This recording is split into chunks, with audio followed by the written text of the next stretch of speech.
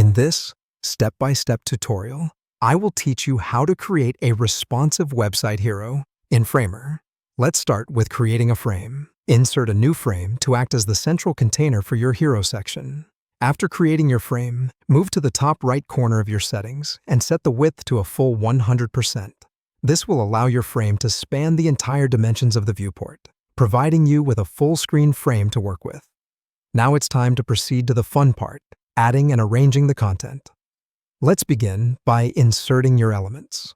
These elements can include a text layer for your heading, another text layer for a description, and an image to visually illustrate your text. Following this, select the just inserted content elements and wrap them. This process is done in a stack, which will automatically arrange these elements in a responsive and cohesive manner. Once your elements are in place, it's time to tweak the layout.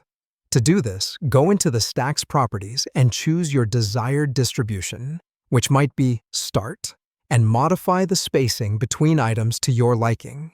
Furthermore, for those elements inside the stack that should occupy the available space, their width property should be set to fill.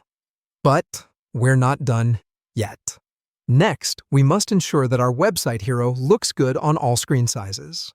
To achieve this, we will use breakpoints.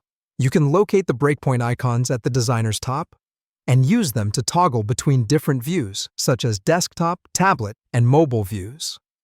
Now comes the part where we will have to fine-tune properties per each breakpoint. When switching to mobile view, select the stack and modify its direction from horizontal to vertical for the best layout on mobile.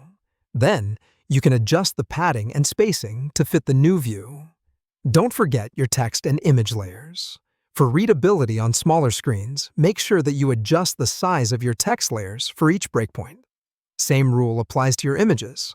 Adjust their width and height for each breakpoint. Or you can also use the fill property to have them consume the available space. After you have made all the needed adjustments, click on the Publish button, located at the top right corner of the screen, to make your hero section available live.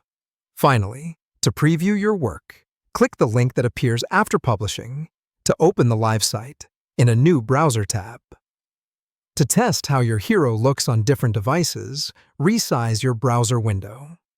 These steps, if followed diligently, will equip you with a responsive website hero in Framer that adapts to different screen sizes and devices impeccably.